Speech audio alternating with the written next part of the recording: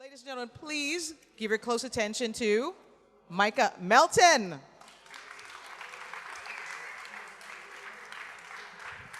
Perfect. Thank you, Miss Frankie.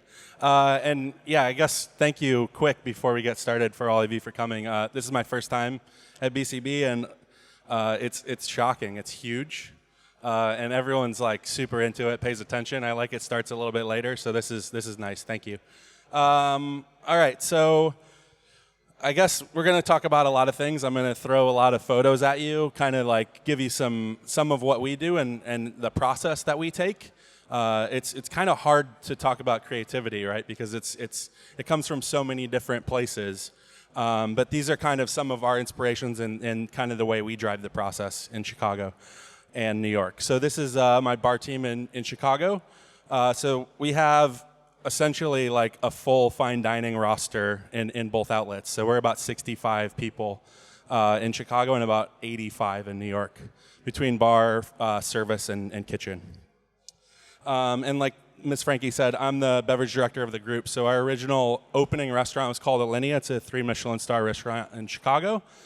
Super progressive, modern, kind of cutting edge. So that's what the Aviary is derived from, is that mentality. And you'll see a lot of that. Last thing to note, there is a website for rating. Make sure you rate. This is kind of helps just hone the content for coming years and make sure I did a good job. All right, so this is the Aviary Chicago, the outside entrance. It's inside of a meatpacking district in Chicago. Super weird neighborhood. 10 years ago, you would not walk down this block at all. And now it's cobblestone. No cars are going to start driving in about 2 months. So that it's completely different. There's 3 hotels that have gone up in the last 6 months. And this neighborhood is booming. It's insane. The rent's insane for rental properties and for restaurants because everyone wants to be in the West Loop. So that's where we are in Chicago. It's a bar that doesn't have a bar. So there's no traditional bar that you walk up to and there's bartenders. It's designed to run like a kitchen. So this is a picture of the lounge, if you will, and the bar is actually behind a cage. The one in Chicago is behind a cage. The one in New York's behind glass. But I guess the thought process is we treat it exactly like a kitchen. So we've kind of removed the distraction in a way. So we don't have to run around for bottles or take payment or deal with drunk people. So we can kind of focus on the craft of the drink, and that allows us to push boundaries a little bit more. And this is the physical bar. So there's 5 stations. Each station is responsible for anywhere from 5 to 8 drinks on the menu. And those are executed by the same person the entire night. So if you reorder a drink, you're going to have the same person make it. And also there's essentially each person has all of the ingredients they need, all the tools they need at hand. So there's like a little horseshoe kind of area, so you don't have to move from within like a couple of feet. So we kind of designed it the same way you would a kitchen. There's a fish station and a meat station, salad station, and that just makes it for speed. Our drink ticket times is just over 3 minutes. And this is another photo of the Aviary Chicago dining room.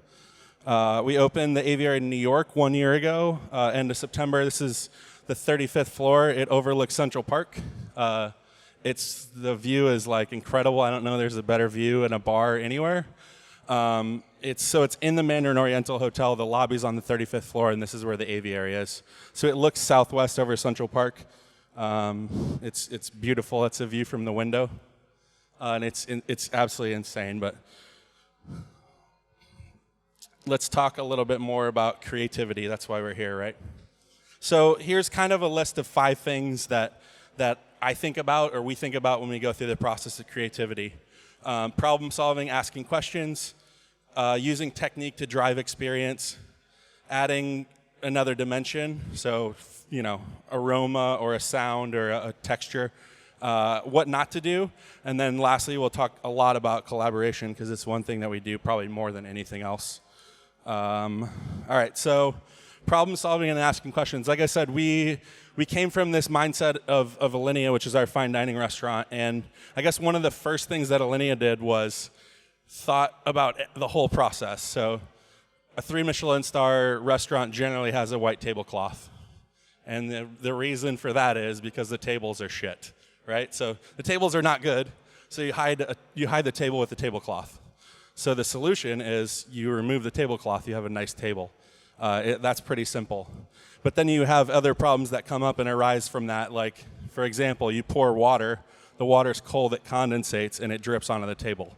How do you clean it up? Do you use a coaster, et cetera, et cetera? And I guess the mind-bending thing that Alinea did, which is actually really not that crazy, is they just set the temperature of the fridge where they hold the water to the temperature where it wouldn't condensate on the table. So you solved all of the solutions. You have a beautiful table. You don't need coasters. You don't need to wipe up the rings. So that's what I mean when I'm talking about asking questions. You know, not everything is perfect, you know, and not every technique, every process is 100% correct. So you always have to like consider that there's another way to do something, or you can take a way that someone is doing something and do it your own way, in a sense. So, you know, like, I guess the biggest thing for the aviary is why use water ice? Why not use a flavored ice? So that was the biggest one, I think, that is still one of our main things today is you know, why use water when you can use chicken stock, is what we always say. So we use a lot of flavored ice. We get a lot of custom glassware because, like, not every Collins needs to go in a Collins glass. You can kind of play with it a little bit more and be a little more creative. And there's some ways to do that as well. So here's a good example of kind of asking a question. So this is our way of making crushed ice. So we have a mold that we had made it's a 1/4 of an inch, so it's like super, super tiny. The best part is when you pour these molds, A, you can flavor them, but B, every single piece of ice is the exact same size, the exact same shape. It's going to melt at the exact same rate. You know how cold it is. Like, there's a bunch of different things that this solves. Like, you don't have wet crushed ice that your drink gets watery right away. And then beyond that, you can flavor it. So you have the ability to change the drink very rapidly with the flavored ice.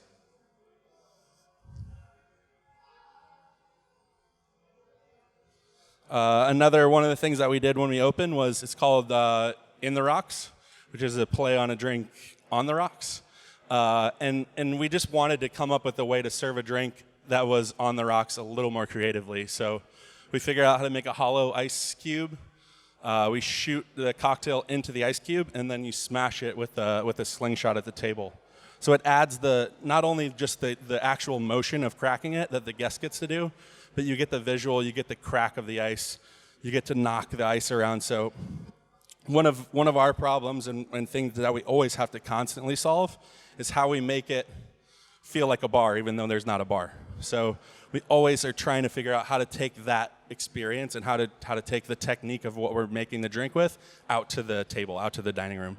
So this is a great example of that. It's the minute it gets to the guest, they crack it with a slingshot, and then the drink is essentially the ideal serve. You know, like, if we poured on ice in the kitchen and it walks, then 2 minutes later it might be more watered down than we intended it to be. So this is a great example of just asking a question and doing something a little differently.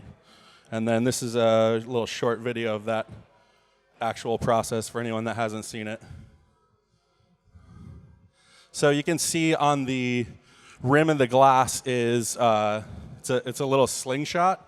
So that was another problem that was solved, was we had to figure out somebody to design that piece of equipment to actually break the ice.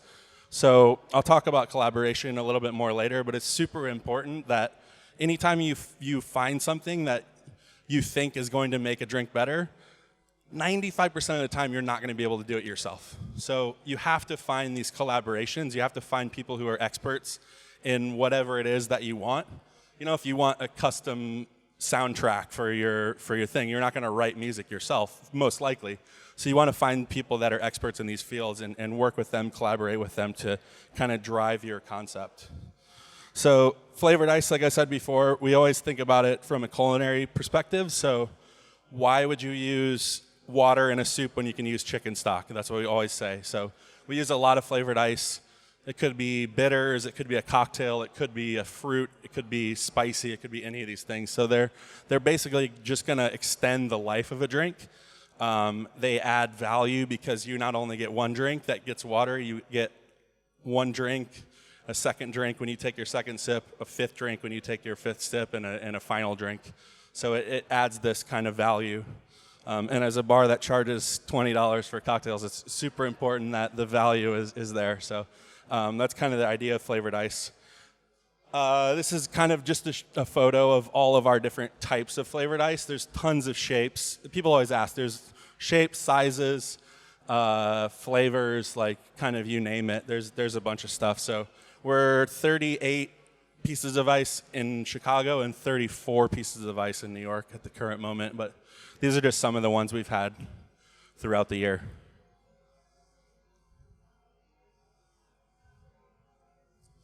This is a good example of, it's actually a really simple cocktail. So the drink that's being poured, it's a pisco sour. So pisco, lychee syrup, and lemon juice. And then we just took a complementary flavor to all those things and made ice out of it. So it's raspberry liqueur, pretty straightforward. It's just seasoned, so it's not too sweet.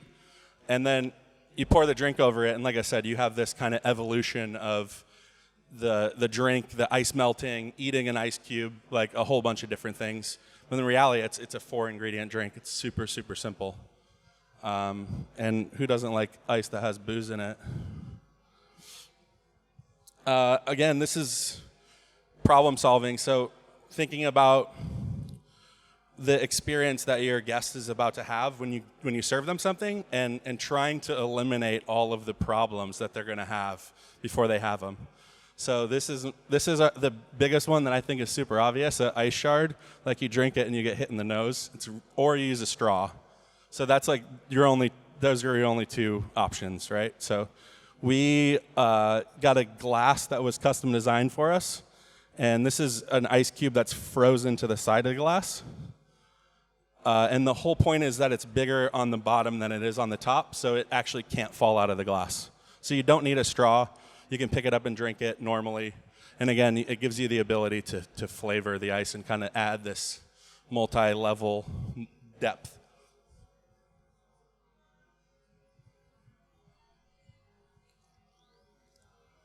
All right, so next we're going to talk about technique a little bit. So like I said, there's this kind of experience that you think about that you want to create, and then a lot of times you have to work through that process and figure out how to get to that end result. And these are a couple examples of things that we've done to do that. So the porthole is a great example. So we wanted to essentially steep something at the table. And how you do that is generally like a teapot or, like coffee French press or something like that. So the same idea, it's just we went to a designer and had a conversation, and the designer created this for us. So it's essentially meant to look like you're looking out into the ocean. That's why it's called the porthole. But it just allows us to fill this with kind of a neutral base and then allow the flavor of the botanicals to infuse at the table. And you get the visual of everything that's in it, and then also you get the visual of the color change, the evolution over time. And that's, I guess, another thing that we think about is you can use time as an element and time as an ingredient, and we talk about this all the time at the Aviary. The reason for that, things like the porthole, things like flavored ice, you can really allow the experience of them enjoying a drink to actually alter the flavor of the drink. All right, so I call this eliminating obstacles, and I actually just 100% ripped this idea off of Dave Arnold. So he did a really cool muddled margarita. It's bright green, it's delicious, but if you don't sit at the bar, you kind of lose the effect, right? You just get this green drink and you kind of like don't realize the process, the technique that's going into it. So I wanted to figure out a way to do that, but do it at the table. And essentially the evolution of that was we just pureed the herb and strained it and then froze it again. So that way when you muddle it, instead of turning it into an herb, it turns into essentially like a powder, so it dissolves with liquid contact. So like I said, you don't always have to come up with your own ideas. You can be inspired by others people's ideas and just like kind of apply your own technique to it.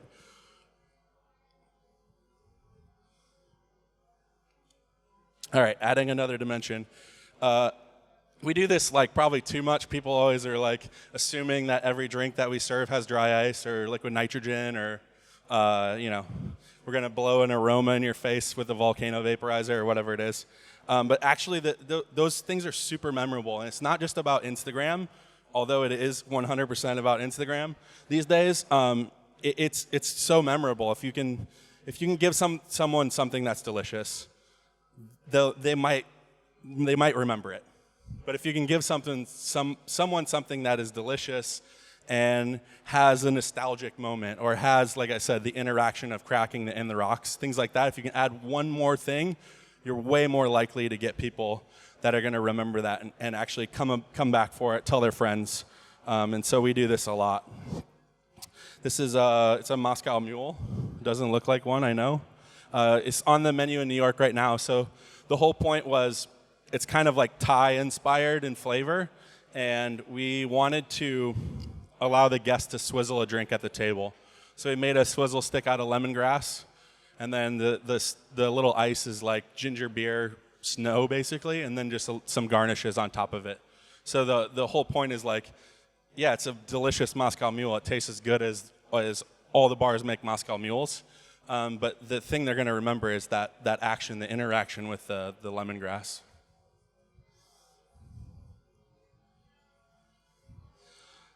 And again, this is like our aviary problem of the process has to come to the table. So these are a couple ways we've done smoke or I guess aroma. So the obvious one is like the teapot with dry ice that kind of aromatizes the table. Less obvious would be smoking a glass and then capturing it with it's a pineapple ice disc. But the whole point is if we smoked the glass in the kitchen and then walked it out and it was all already prepared, they would have no idea that process because they're not sitting at the bar watching it. So we have to figure out a way to get that out to the table. This is another tea brewing. So essentially like just finding the most aromatic tea and trying to present that aroma as part of the experience. This is a drink that we did in New York. So we took the inspiration from a penicillin cocktail, which is, I think, arguably the best modern classic, especially one that is made in the U.S. And we kind of applied the aviary style to it. So we put a pretty standard penicillin in the bottom. And then in the top is frozen blueberry, frozen lemon, frozen ginger. And some tea. So the whole point is the dry ice is actually doing something here. It's cooling it down. It's adding the aroma of brewing the tea to the drink, to the table. But it's actually serving a purpose in the sense that your ginger isn't being cooked, your lemons aren't being cooked, and your tea isn't getting oversteeped. So we'll talk about, again, later, but everything that we do, we always try to do with a reason and not, like, people think I just throw dry ice and everything to throw dry ice in it. But there's a thought process that goes into all of it. So nostalgia is like one of my favorite things to play on. So I don't know if you're familiar with Cracker Jack. This might be the wrong audience, but you go to a baseball game in the U.S. and you're gonna eat Cracker Jack, right? It's like popcorn, peanuts, caramel. The biggest thing, and I think the reason why everyone loves Cracker Jack is not the actual item, it's the prize that's inside of it. So we served a drink that tastes like Cracker Jack, but more importantly, we give you a little temporary tattoo so you can get the prize, the important part. And speaking of nostalgia, so this is, it looks super funny, right? It's a super, super summery, refreshing, savory drink. Gin, green chartreuse, manzanilla sherry, and snap pea. And we serve it on top of a bed of grass, and then we literally grilled hot dogs, and we essentially made a tincture out of grilled hot dogs, and we spray it all over the grass. So it smells like when I was a kid and I would go to a barbecue at my friend's house, and like his dad had brats on the grill or whatever like that. So again, it's thoughtful. It's kind of goofy. It's kind of cheesy in a way, but at the same time, there's a reason that we do it. And that's the final drink. All right, so I think it's obviously pretty important to talk about what not to do. It's definitely a process. I don't think that everything that we've ever done is always super successful, and we're always refining things. And even drinks that we served in Chicago, we've changed when we reopened New York, and we've done them differently, and vice versa. Like I said, we're always refining what we're doing, and we're always trying to make it better. And two main things that we always try to not do is we never do anything without a purpose. So, like I said, we're not going to just chuck dry ice in something or light it on fire or, throw smoke at you or whatever unless there's an actual reason. And if that reason doesn't enhance the experience, then it's really pointless. And that's how you become super gimmicky, which is, we're going to fight with that, I think, all the time, that people think that our drinks are somewhat gimmicky. But at the end of the day, I think, if you sit down and experience it, you'll understand the thought process that goes into everything that we do. I like this quote. I added this last night. Failure isn't the opposite of success. It's a stepping stone to it. And I don't remember who said it because it was like 5 in the morning. I couldn't sleep because that's like 11 p.m. for me, which is why I'm a bartender. I couldn't sleep until about 6 a.m. So I have no idea who wrote it, but I added it because I thought it was perfect, like sitting there not being able to sleep thinking about this, and then it's kind of a perfect quote.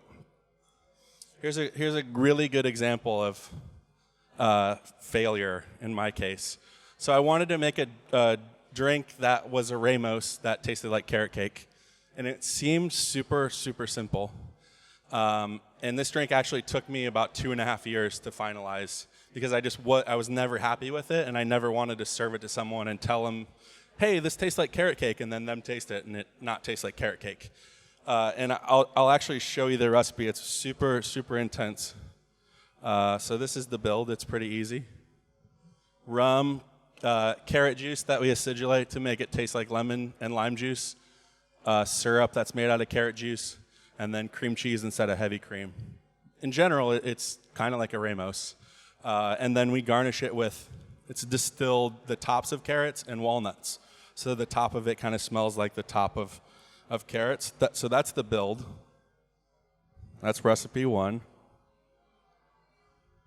2, 3, 4, 5, 6, 7, 8. So I guess the whole point of that is always with intent. So I thought I had a good idea, and I had this thing that I was pursuing, and I wanted it to taste like carrot cake. And had I stopped short of doing all this, and I left 2 ingredients out, and I served it a year earlier, it's kind of gimmicky because it's not going to taste like carrot. It might be orange, but it's not really going to have the same impact. So sometimes you need to be able to have someone that you actually serve it to and get their feedback and listen and honestly take it in and try to always continue to refine. I show this all the time because I still haven't figured this out. I want to figure out how to make these ice cubes that look like matchsticks light on fire. So if you can figure that out, I'll give you some money for it. Because I still haven't. It's been about 2 years. And so refinement, this is the Bloody Mary that was on the opening menu in Chicago. Flavored ice, obviously. There's celery, Fresno, Worcestershire, and tomato water. And it was great. It was really good, but this is the final version that we serve in New York. It's on the brunch menu. So the same idea. We still have flavored ice. You have the evolution, but then you actually have kind of this edible garnish that sits around the bowl. So we always constantly refining, and kind of honing that experience. So this is another example of following a trend, but not following a trend. So I don't know, 2 years ago, everyone was branding their orange peels, which is super cool. But I never want to be the second person to do anything. And so I wanted to figure out a different way to utilize a branding iron. And so we honestly originally had thought about using this just to serve drinks on top of and didn't really think about the process of what branding the coaster would do. So we got a bunch of fresh Douglas fir and we branded the first one, and then it was like, oh my God, why would you not smoke the glass with this? Like, and it was so obvious, but you have to like go through this process and try to like do things your own way in order for those kind of aha moments to happen. And so I guess that's the whole thing. The failure here is now we have a 2,000 degree piece of metal that we got to figure out how to get to the dining room without like killing anybody or burning anybody. So this is still kind of a work in progress. We do it only at our kitchen table, which is like inside of the bar, just because we don't want to walk this like sword through the dining room. And that's the branding iron. There's the coasters. All right, so this is on a wire. So another example of something that we took that was actually intended for another purpose, and then just thought of a way to use it. So this little clip that's inside of the glass was originally intended to hold rosemary, but a much longer piece of rosemary, and it was supposed to sit on the table at Alinea like this. And every time you put rosemary in, it wasn't heavy enough, so it kept falling over. So they had to redo the whole process, and they had to start over and make another design that would actually hold the rosemary. But we actually had already paid for them. You can't read any of those slides, can you? So it basically says on a wire, and then it says originally intended to use at Alinea. It didn't work. The rosemary kept falling over, and then last it said we were gifted with these and told to figure out how to use them because we paid for them. And so I guess creativity sometimes can come in the way of having to solve a problem. And this was not a problem in the experience, but a problem in having something that we'd paid for that we couldn't use. And so that's a good example of just always trying to be creative and think about how to utilize things. All right. This is the main part of what I always preach to people and kind of what I want to talk about the most. So collaboration is super, super important. Like I said, I don't think that anyone in here is an expert in all areas. And it's super important if you have a cool idea and you have, something that you think is going to be awesome to find someone to help you with that. Like the process is not easy. It's definitely not easy on your own. It's sometimes can even be difficult if you have an expert, but it's super important to find those people, seek out those people, Find a glassware blower to make you a piece of glass that you want. Find, a bar tool place to make you a certain spoon or a musician to make you a song, whatever it is. And so huge thing that we do that we always talk about is collaboration. So we do collaboration spirits. We have people make us, like banana brandy I served earlier. The porthole is a great example. Things like that. So always don't let not being able to do something stop you in the process. That's just the point where you have to look outside of your own expertise to find somebody that is an expert. And that's a great way to continue to push to kind of, keep going and keeping the process moving. So here's some of our, I think, more cool collaborations. That's just a crazy straw. That's it. But it's pretty awesome. I can't make crazy straws myself, unfortunately. This is a custom glass. Again, it's evolved from an existing glass. So the first time I saw this was in Quinnery. So they have this glass. They have it without the wings. So we had the same glass maker put wings on it. We serve it differently. We add 2 little food bites on the side. So we just kind of reached out to them and had them work with us on an idea we had. Crucial Detail we work with probably the most, and they make us a bunch of stuff. This is one thing that they make us. It's called the Peacock. So it's 5 little food bites that are meant to taste like the 5 ingredients of a corpse survivor number 2. But they do a lot of stuff. They do the porthole, the in the rock slingshot, all of our ice molds, like things like that. So they save us in a lot of ways. So we have a bunch of different ice molds. and again, these are all kind of have a purpose and a thought behind them and a problem that we're trying to solve. So this is supposed to be the size of cold draft. It's 1¼ inches by 1¼ inches. And the whole thought process was literally just flavored cold draft. So instead of serving something on 3 cold draft or whatever, we could serve it on a flavor. And that's the cube. We have some marbles as well. These are great for carbonated drinks because they don't have edges, so they don't get flat as fast. And these are like the big size of the crushed ice. These are super cool. These were designed for us because we wanted to recreate the sound of someone playing poker and stacking their poker chips. And so we made an ice mold that was the size and shape of a poker chip. And then we had to figure out essentially how to recreate that noise at the table. But this was the start of it, was like make the design and then figure out the process later. So these are a crucial detail as well. Again, this you can always find your own creative process in someone else's work. So there might be a technique that someone uses. There might be a coffee brewing device or things like that. Just you can always apply your own creativity in someone else's work. So don't be afraid to take that as inspiration and do your own thing with it. Never assume an item's function. We do that all the time.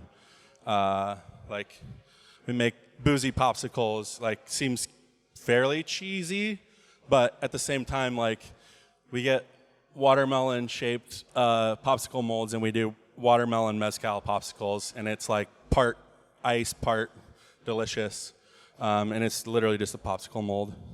The drink I showed you earlier that we smoked the glass and captured is just a standard ring mold that we freeze ice into. So you don't always have to have an expert. You don't always have to collaborate. Sometimes you can look at something that's already made and just reapply it in a different way. And that's that actual drink.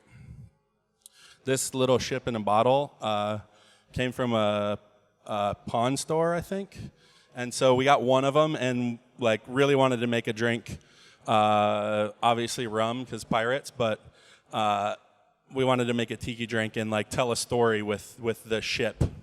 And so the drink is called Loaded to the Gun Walls, and essentially it's tiki. It's very pirate thematic in terms of the presentation. So we aromatize a glass with mace. So we spray mace tincture through a fire, and that gives the glass this like super intense spice aroma, and then you get the drink poured over top of it, and it's like Batavia rack and pineapple and hazelnut lime.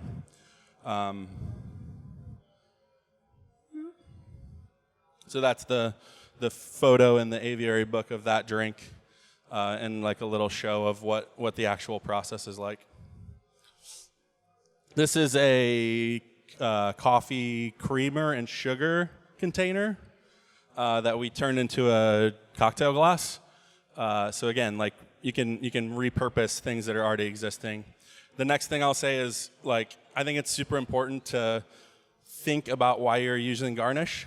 I don't necessarily think that mint in the top of everything makes sense, because does it actually add? Does it actually build on that experience?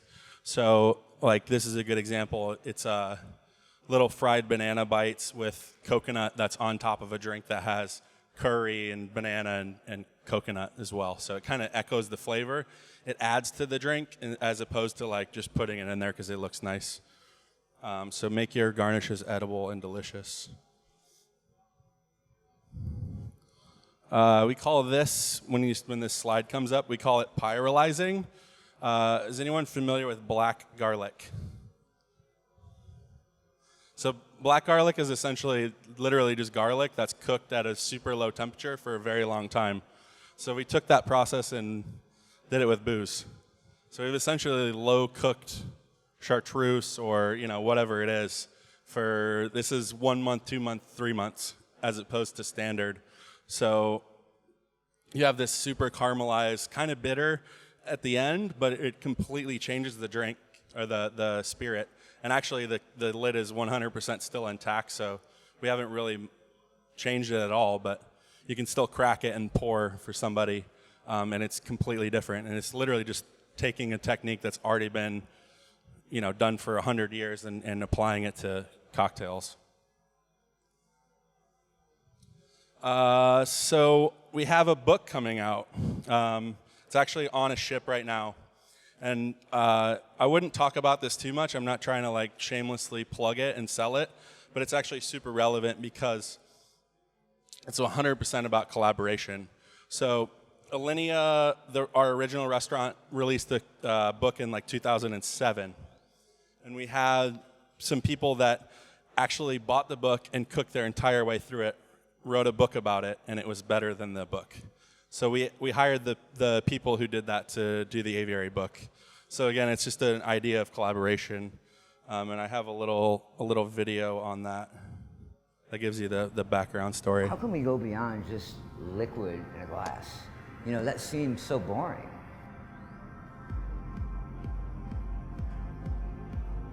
When we opened the Aviary, it was about bringing Alinea to the drink world.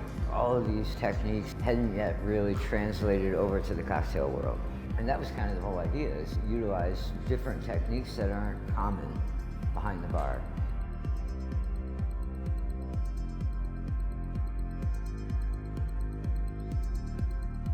So if you think about cocktail books, they kind of fall into this rubric of a gentleman's guide to cocktails. They're all kind of the same. It's not terribly interesting. You don't really know the why. What are the critical details that you need to know to get a drink just right? One thing that we feel is not on the market currently is a large format book that has gorgeous pictures of the drinks in the way that most chefs' cookbooks are. We didn't really know anybody nutty enough to do this with us in a way that also felt new and different. So I never really set out to cook every recipe in the Alinea cookbook. It's more that I never made the decision to stop. The whole thing started years ago when someone gave me the book as a gift. After flipping through it a few times, I decided I wanted to try making something from it. I ended up getting hooked and spent the next 5 years cooking everything in the book. We noticed there was this Alinea project happening. Somebody was literally going through our cookbook, recipe by recipe, and meticulously recreating them, which to me blew my mind. When I'd finished, I wanted to make my own book about the experience. Alan and I spent most of a year writing and designing the Alinea project, and then launched a Kickstarter to help fund the production of it. When we'd finished, we sent our first copy to the owners of Alinea.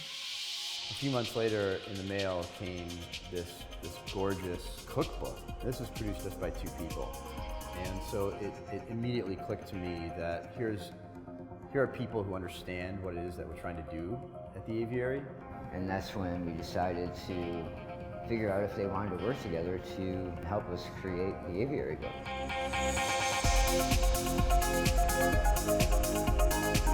We're hoping that we can bring people something that highlights the creative process in a way that is currently not out there. To us, that's really the essence of the book, to try to not only show you these beautiful drinks, but the thought process behind them and everything that it entails, from the serviceware, the ice, the rare spirits, and the conversation that it requires to really make a great cocktail.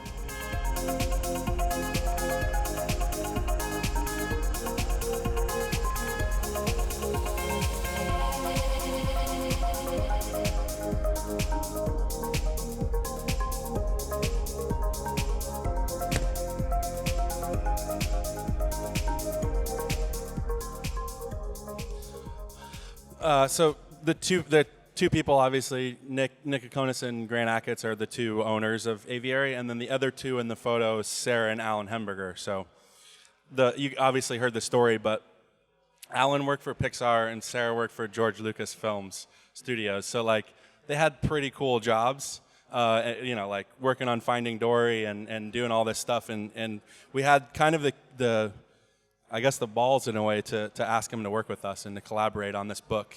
And we honestly found someone that could make a book better than we could. which is what we try to do with the Alinea book. And actually, it's 100% self-published, so the two of them have done the whole process, which I think is super unique especially in the food and beverage world. To do it without a book deal and do it without a major publishing house is pretty rare. So I have some photos of the book. So it's due to come out in like a week, so no one has seen most of this stuff. So I thought I'd share a couple preview shots. This is Sarah's illustrations, which is like the coolest thing in the book for the table of contents. And then, it just kind of goes in depth on all the aviary stuff. And another cool thing that I would say is, like, don't forget about non-alcoholic drinks. One thing that I've always been super proud that we've done since we opened was we always have a menu that mirrors the cocktail menu. That's just the drinks without the alcohol, but they still have the depth and the complexity. So this is an example of one recipe. On the left is the non-alcoholic, and on the right's the alcoholic. So you can tell that it's like we're not just pouring orange juice in a glass or whatever. So it's super important. Not like everything you do is all about your guests. So you have to think about the experience they're going to have if they sit down at a table with 5 friends and they don't want to drink for whatever reason. And if you have the ability to give them something and give them something that's as thoughtful as all the drinks that everyone else is going to drink, they're going to be a lot more relaxed. Honestly, if they look the exact same, no one at the table has to know at the same time. Like, they can just be comfortable and doing their own thing. So keep that in mind. I have one more video, and then we'll do a little bit of Q&A. So this is one more thing from the book.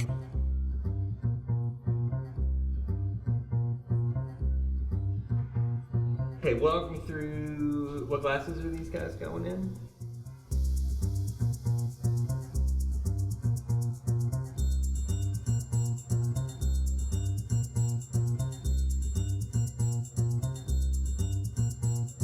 We're gonna go grab one of these branches. I think I should have the cocktail ready to go. Literally polished glass, garnished, everything.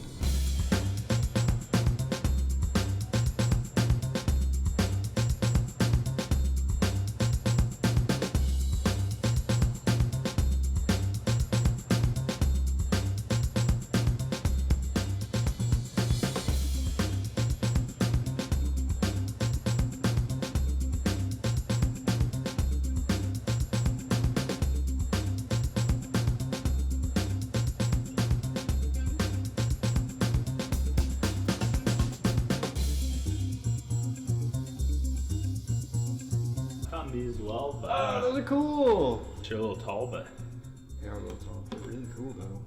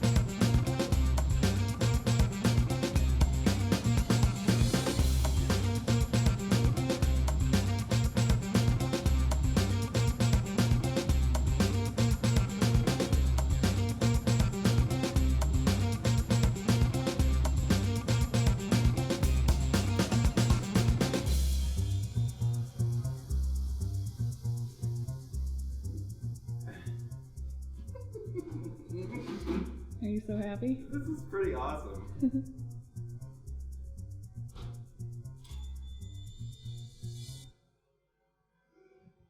All right, so again, I wanted to show you that, not to sell you the book, but because this is kind of the feeling that we're trying to convey at the table. So, like, we go literally as far as putting branches outside in the snow so that we can serve you a drink on top of snow. And yes, we do have a serviceware library, I buy like every single piece of glass I ever see that I think is cool, even if I don't know at that moment what I'm going to use it for. I buy one and catalog exactly where it came from, how much I paid for it, because like in that moment, one time you're going to find that perfect glass that's going to inspire or continue an idea. So like, don't be afraid to build your own little library of glasses and things that can kind of generate inspiration. All right, so to recap, I think you got, like, obviously it's hard to tell you how to be creative, but I would say, there's tons of different ways. You have to keep an open mind. You always have to ask questions. You always have to be able to kind of hone and refine your own ideas as well, and continue to be creative once you've come up with something. And that can come from anywhere. It can be a glass. It can be a spirit. It can be anything. It could be someone else's idea that you kind of create your own inspiration off of. Always ask questions. Just because that's how it's done doesn't mean that how it needs to be done or how it's best done. So don't be afraid to ask questions to help the process. Solve a problem for an experience. So if there's like something that is an issue when you go out that you absolutely hate when this happens, like figure out how to make it not happen for your guests. Create an experience. So yeah, if you can add an aroma or nostalgia or sound or any of those things, you're gonna make super creative and memorable things. Don't be afraid to fail. It happens. It's necessary in a way. I don't think anyone ever bats 100 or 100. I guess. If you're not an expert, find someone who is. Make sure that find someone who's better at that than you are and work with them, get their ideas and kind of evolve the process with another person. It makes it a lot easier. And then you can repurpose existing things as well. I think that's pretty much it. So 2 things. Make sure that you get on the rating system and rate, and thank you for coming, obviously. And if you have any questions, feel free to ask. Thank you. Got check. All right. So who has questions? Who wants to know something from this man? Somebody must. Yes. Aha.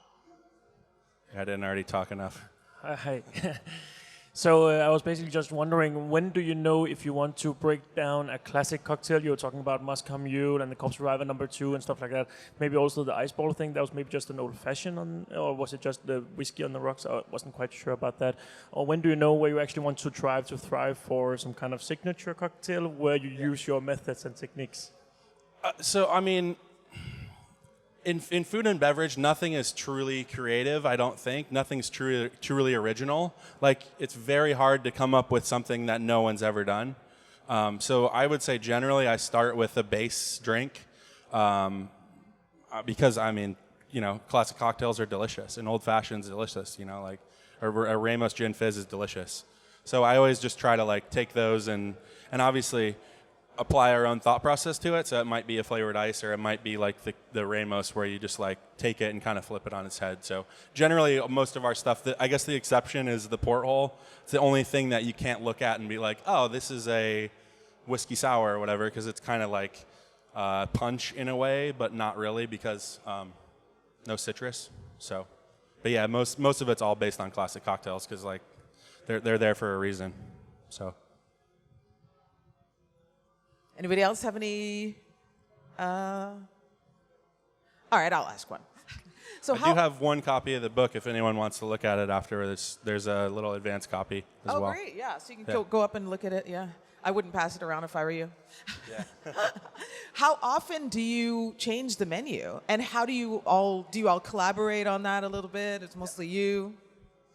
So we change at least like 1 or 2 drinks a month. We never do major menu changes because the process is a little too complex. The recipes are confusing in ways. So we basically do a hot and a cold kind of major overhaul, but that happens over a month.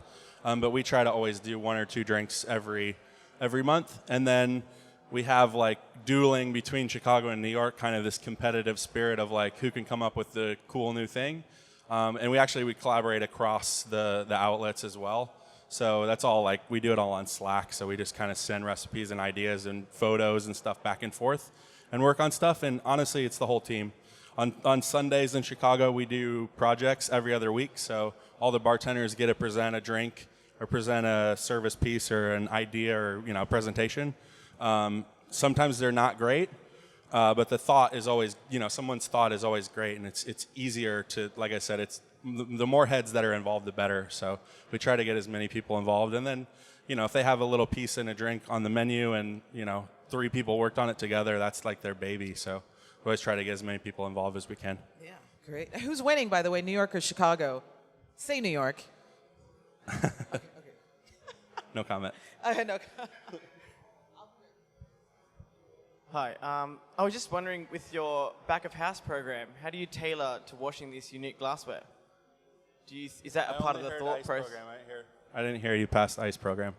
Sorry, your back of house program with your unique glassware. How do you focus on washing them and recycle them during service? Yeah. Washing the glassware? Yeah, your unique. Oh man. Is that we have 6 people that wash and polish glasses. Sorry. And that's a hashtag sorry, not sorry. Yeah, yeah. Like I said, it's we run like a fine dining restaurant, so our labor cost is insane. Like if you look at our costs on paper, we're like 54% for labor cost. There's a food runner, a door guy that checks you in, a host that seats you at your table. There's a server that takes your order. There's a food runner that drops your drink off. There's an expediter that calls the ticket. There's 5 bartenders. There's 4 bar managers. There's a kitchen. It's crazy. It's just like doesn't make any sense. But that was it works. Actually a question, actually. How do you calculate the cost? I was going to ask, but I got the answer now. How much do the glasses I was going cost? to ask like these all interesting ideas, and then do you jump any ideas, or you just calculate it through like the cost, the budget, and then you do it or you don't do it, or how do you decide to go for it, or how do you just drop it, or any idea, any interesting idea from anybody makes sense, and so you say let's do it, or yeah, we always are under the mindset that if it's good once, like if you can figure out how to make it good 100 times, then do it. Like there's definitely stuff that we've done that's been cost prohibitive. Like we also have outlets for that, which is nice. Like we do a lot of tasting menus. So we have a kitchen table tasting menu that's inside the bar. And then there's like, 3-course and 5-course menus. So we also have the ability to use those things kind of in that more precious experience. Like, if a glass costs $150, we only put it on the kitchen table. There's, 6 people that sit there a night. So we need 2 or 4 glasses and like just treat them well and teach everyone how to use it and how to handle it. And they kind of like appreciate it as if it's like their own kid. So I just saw that you had a seasonal page or seasonal menu in the cocktail book. Is that correct? The new cocktail book, there was something about seasonal cocktails. About what? Sorry. The seasonal? Seasonal. Yeah, cocktails in the new cocktail book. Yeah, I mean, yes. Everything, we're not super seasonal. Like I said, we're kind of more hot drink, cold drink. So we don't follow seasons as much. But again, a lot of us have culinary backgrounds. So like I just ordered 150 pounds of crab apples literally right before I walked on stage because someone sent me an email and like, look at these are beautiful. And so we definitely sometimes have super hyper seasonal things that we're like, oh, we got this thing that's in season, we'll do it right now. But like, I mean, in the bar world, raspberry and pineapple and like, they're not necessarily in season, but like you're kind of expected year round to have those options for people, which is kind of weird, but.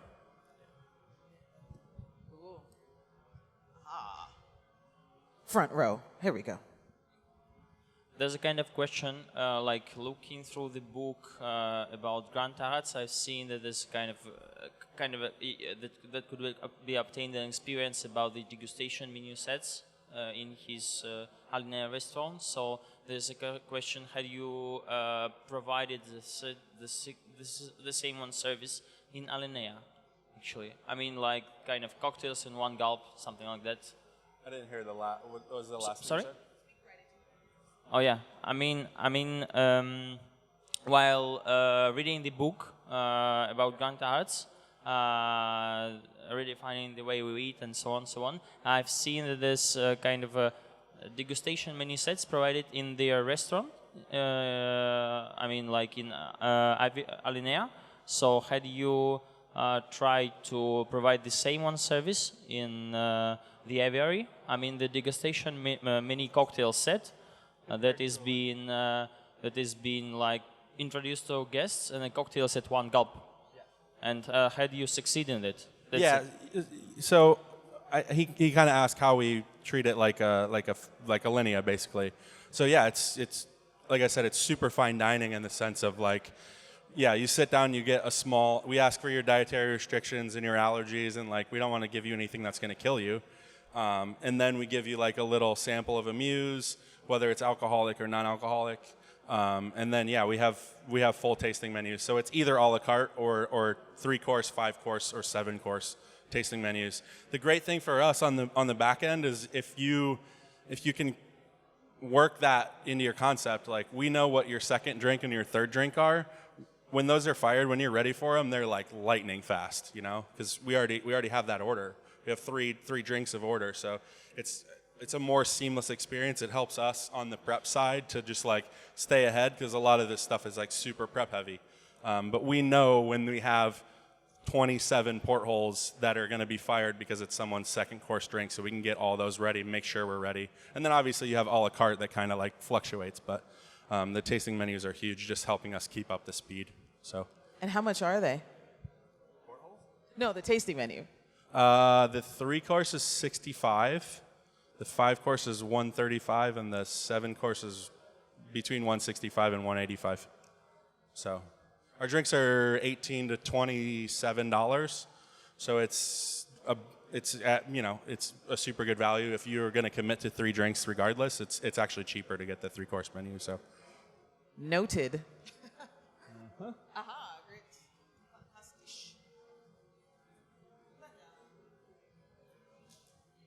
I just wanted to ask, what is your background? Good question. I went to culinary school. Actually, sorry, back that up. I went to computer science school, hated it, dropped out. Went to computer programming school, hated it, dropped out. Went to culinary school. And then actually I dropped out of culinary school too. So I got a job offer at a fine dining restaurant, and I kind of had an off-the-record conversation with one of my teachers that was basically like, look, you're going to learn as much on the job as you are here, so, you know, it's better to get paid than pay. But, you know, that's not necessarily the best way to describe culinary school, but that's kind of how I experienced it. And I started working like as a door guy and a bar back when I was in culinary school, just to pay my bills. Fell in love with it. So I never worked at a place that made cocktails until Aviary. I like opened beers and made rum and cokes, and very, very fast for very young kids in a college bar. So yeah, here I am, 3-time dropout. My mom's proud of me. She loves me. She bought me a T-shirt last year that said "World's Okayest Bartender." Thanks, Mom. What's up? I just wanted to check a bit more about your preparations and everything like that. Like, do you have a certain team on it? Do you prepare for the forward, or do you prepare like weekly? And do you store the stuff? Like, I want to know like the preparation. How much is it for that kind of like structure of the bar that you have? And how many, like, let's say, hours a week is for the prepping? Yeah. Or mise en place. Call it how you want to call it. Right. So we prep. We have more people that prep than we have people that work service. Our earliest person's there at 6 in the morning. That's usually the person that does juice and the person that does juice and batching, and then the person does ice. But our whole, like we sprint until service. When doors open, we want to not be prepping anything other than like, you know, you're going to have to build drinks and like rebuild portholes and stuff that we only have a small amount of space for. But we never want to be like making a batch or making like juicing during service, because all that does is slow down the time that once a guest orders it, we want that thing to like fly. So we have like 2 people that are, one at 6, one at 10. All the bartenders come in at 2:30. We open at 5. So, and we close midnight Sunday through Wednesday, 2 on Thursday and Friday, and 3 on Saturday. So, yeah, it's a lot. We do generally like 150 to 250 covers during the week, and then we do 280 to 350 on the weekends, and it's about like just over 2 drinks per person, 2.5 drinks. So, like, yeah, 8 or 900 cocktails. So it's a lot of prep. It's a lot of drinks. So we're just about out of time for this session, but I think